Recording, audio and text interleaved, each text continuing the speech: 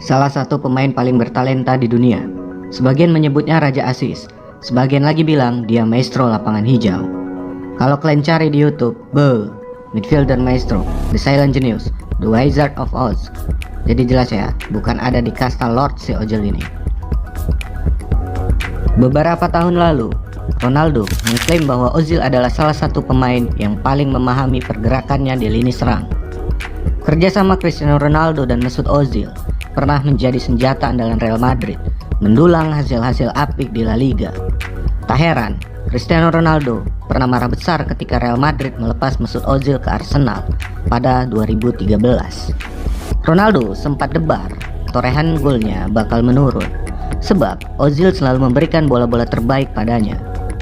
Penjualan Ozil merupakan kabar yang sangat buruk bagi saya. Dia adalah pemain terbaik yang memahami pergerakan saya di depan gawang. Saya marah atas kepergian Ozil. Ronaldo dan Ozil menghabiskan 3 tahun bersama di Santiago Bernabeu. Mereka membantu Los Blancos meraih gelar La Liga dan Copa del Rey. Kala itu, Ozil adalah dirjen serangan Madrid dari lini tengah. Gelandang Jerman tersebut tampil impresif dengan total 47 assist untuk rekan-rekannya. Selama membela Der Panzer, dia berhasil membukukan 23 gol dari 92 caps. Ozil juga memenangi 2 gelar bersama Jerman, yakni Piala Eropa U21 pada 2009 dan Piala Dunia 2014. Jadi udah gak terkejut dan terheran-heran lagi kenapa Arsenal memecahkan rekor transfer mereka ketika mendatangkan Mesut Ozil dari Real Madrid pada 2013 lalu. Sekarang semua berubah. Ozil telah memutuskan pensiun dari timnas Jerman pada tahun 2018 yang pada saat itu umurnya baru mencapai 29 tahun. Dan sekarang cerita yang lebih tragis pun datang.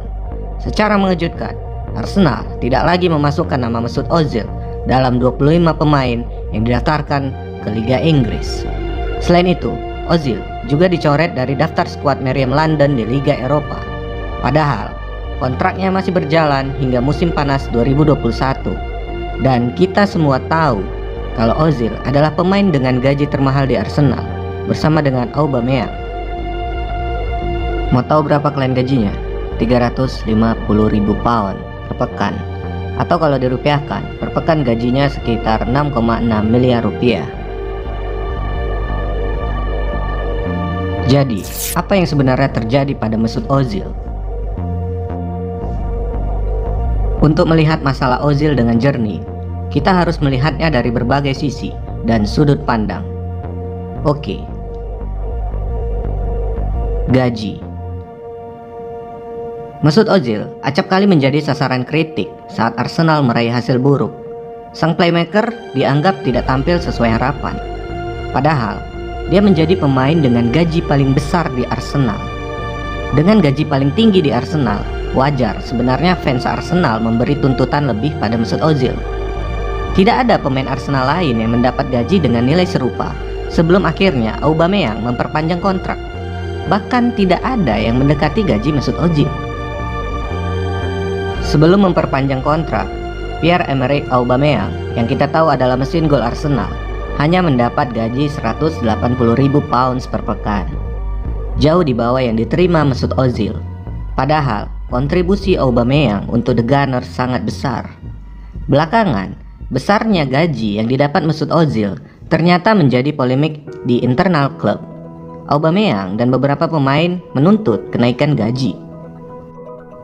Mereka merasa layak mendapatkan gaji lebih besar dengan kontribusi yang diberikan. Tak ayal, kondisi itu pun disayangkan oleh Carragher.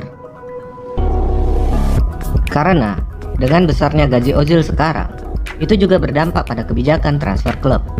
Bisa dibilang, Arsenal mengeluarkan biaya yang sia-sia. Pasalnya nih, dengan gaji sebesar itu, Ozil harusnya tampil sebagai tulang punggung tim.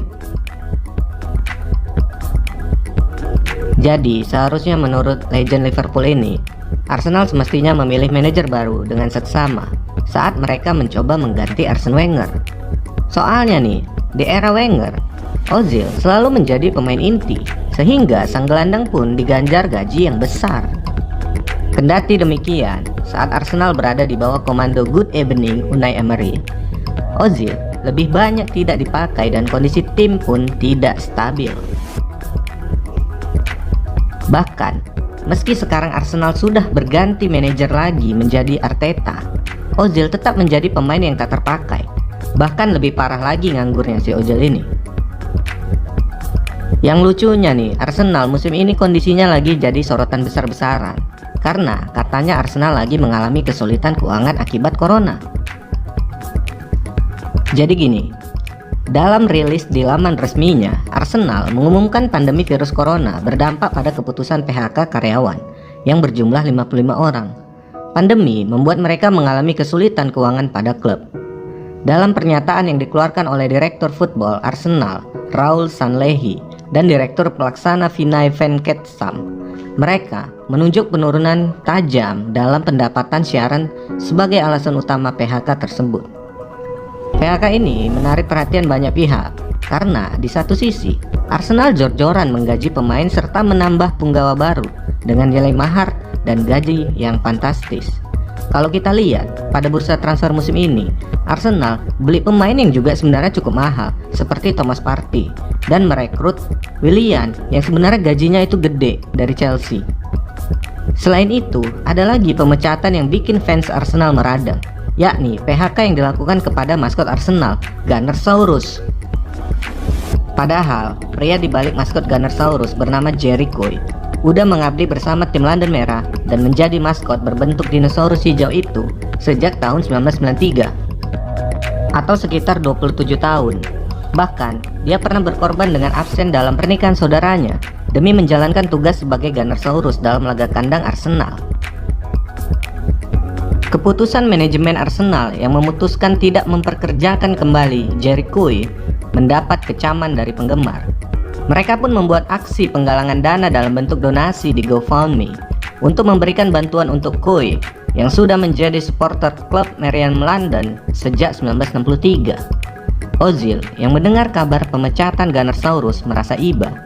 Ex-gelandang timnas Jerman langsung menawarkan diri untuk membayar gaji sosok yang lucu itu selama dia masih membela The Gunners. Saya sangat sedih ketika mendengar Jerry Coy alias maskot Gunnersaurus kami yang terkenal itu dipecat. Dia bagian dari klub ini selama 27 tahun, kata Mesut Ozil di akun Twitter miliknya. Oleh sebab itu, saya menawarkan untuk membayar gaji kepada maskot kami. Saya akan melakukannya selama masih menjadi pemain Arsenal. Dengan begitu, Jerry bisa melanjutkan pekerjaan yang dicintainya. Jadi, mungkin ini juga salah satu penyebab dari sekian banyak penyebab yang membuat manajemen Arsenal agak iuh sama Bang Ozil. Makanya banyak fans Arsenal yang bilang kalau Ozil ini drama queen. Padahal menurut aku pribadi, sebenarnya ini sah-sah aja apa yang dilakukan sama Bang Ozil ini. Karena itu kan sebagai kehidupan pribadi dia dan sebagai sisi humanisme dia. Jadi, kalau misalnya klub merasa dipermalukan dengan tindakan Bang Ozil ini, itu karena klubnya merasa baperan. Terlepas mau dicap drama queen apa enggak, tapi aku salut sama jiwa sosialnya Bang Ozil ini. Apalagi mungkin karena Bang Ozil merasa karena pendapatannya itu sebagai pemain dengan pendapatan tertinggi, jadi dia merasa punya tanggung jawab lebih untuk pegawai-pegawai yang kena PHK ini. Menariknya, bukan cuma gaji selangit aja yang didapatkan sama Bang Ozil di Arsenal. Belakangan, usut punya usut, Ozil musim lalu juga baru cair bonus loyalitas karena dirinya enggan pindah di bursa transfer musim panas kemarin. Bonus loyalitas itu besarannya adalah 8 juta pound atau setara dengan 153 miliar. Jadi jelas juga sebenarnya kalau dari segi materi Arsenal nggak pelit sama si Ozil ini. Jadi wajar Arsenal tinggi ekspektasinya. Performa. Sekarang kita bedah dari sisi performa seorang Mesut Ozil. Apakah memang dia bermain seburuk itu saat membela Arsenal sehingga dia layak di freeze dan diperlakukan seburuk ini? Musim awal Ozil di Arsenal. Mesut Ozil dibeli Arsenal pada 2013 lalu. Klub asal London Utara harus membayar 50 juta euro untuk bisa mendapatkan jasa Mesut Ozil dari Real Madrid.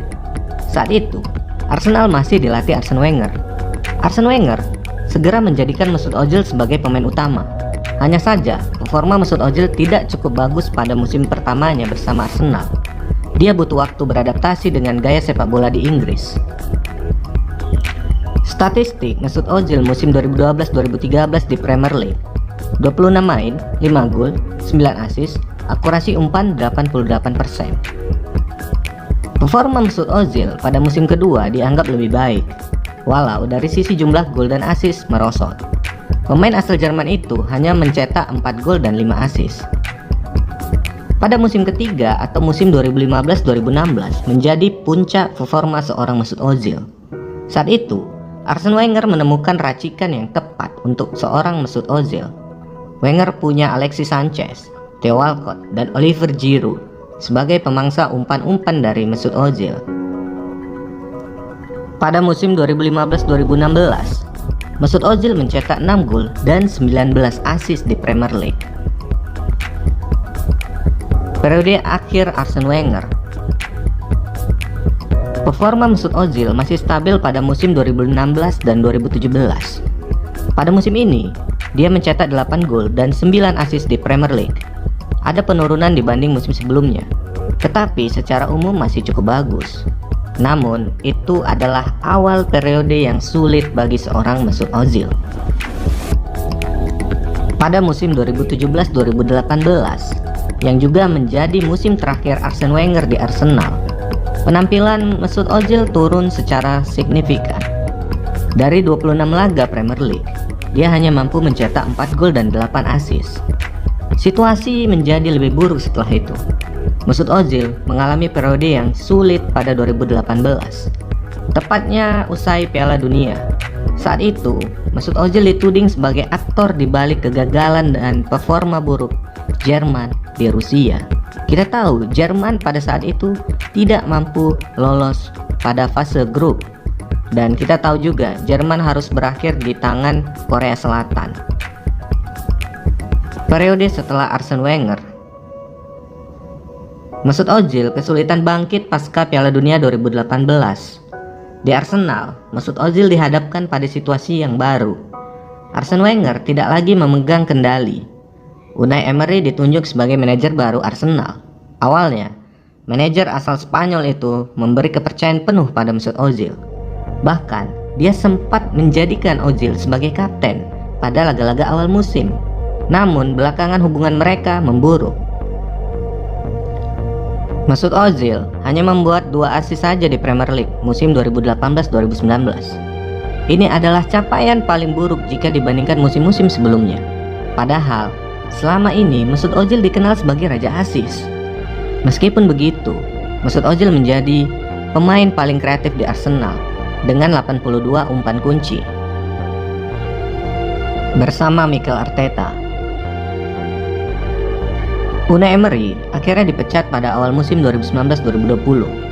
Posisi ex-pelatih PSG itu digantikan oleh Mikel Arteta. Mesut Ozil yang sempat jadi penghuni bangku cadangan kembali ke posisi pemain inti di bawah Mikel Arteta. Selain itu, pemain 31 tahun telah mencetak 1 gol dan 2 assist di Premier League. Saya tidak terkejut dengan performa Mesut Ozil, sebab saya sangat mengenal dia dan kemampuannya. Namun, harus ada struktur permainan yang tepat untuk membantunya mengeluarkan kemampuan terbaik. Dia tidak bisa melakukan segalanya seorang diri, kata si Arteta. Selain itu, kita harus juga objektif dalam melihat kasus Ozil di Arsenal. Tidaklah berlebihan mengatakan bahwa Ozil dalam grafik yang menurun. Sejak menandatangani kontrak terakhirnya, dia gagal memberikan performa yang pernah dia berikan sebelumnya pada masa kejayaannya bersama dengan Arsenal. Di masa awal di Arsenal, Arteta mengusung pola 4-2-3-1 dengan Ozil sebagai pusat permainan. Artinya, sebenarnya Arteta sudah memberi kesempatan kepada Ozil. Tetapi, seiring jalannya waktu, Arteta mulai memilih formasi 3-4-3 dan 4-3-3. Pola yang sulit bagi pemain berposisi nomor 10 seperti Ozil. Dia tidak banyak membantu pertahanan atau transisi, dan statistik operan kuncinya menurun saat bermain di bawah Mikel Arteta. Unsur politik: Ozil versus Timnas Jerman. Setelah Jerman tersingkir dari Piala Dunia 2018 pada babak penyisihan grup, Ozil memutuskan pensiun sambil memberikan pukulan telak ke Federasi Sepak Bola Jerman atau DFB. Ozil pergi membawa luka yang teramat dalam dan menyakitkan. Pemain 29 tahun itu mengungkapkan praktik rasisme di sepak bola Jerman, sebuah kondisi yang sangat gelap dan kelam dalam sejarah sepak bola Jerman.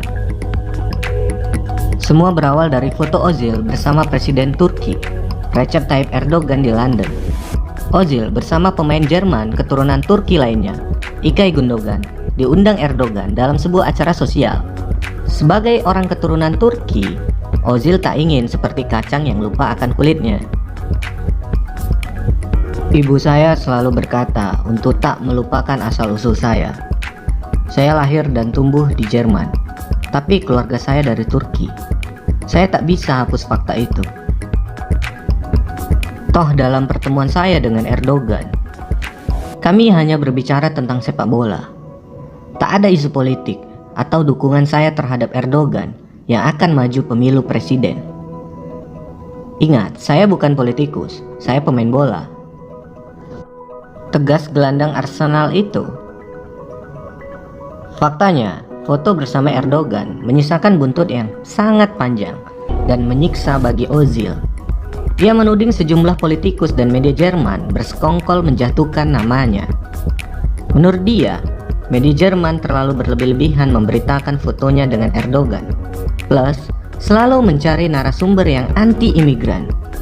Sebagai contoh, politikus bernama Bernd Holzhauer yang berkomentar pedas terhadap Ozil. Pergi sana ke Antalya. Antalya adalah sebuah daerah di Turki yang jadi asal mayoritas imigran Jerman.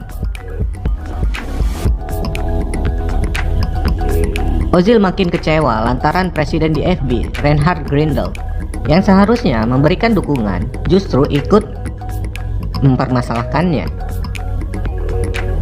Grindel sangat ingin menendang Ozil dari skuad Jerman sebelum Piala Dunia 2018. Maklum aja, Grindel adalah politikus yang menentang imigran.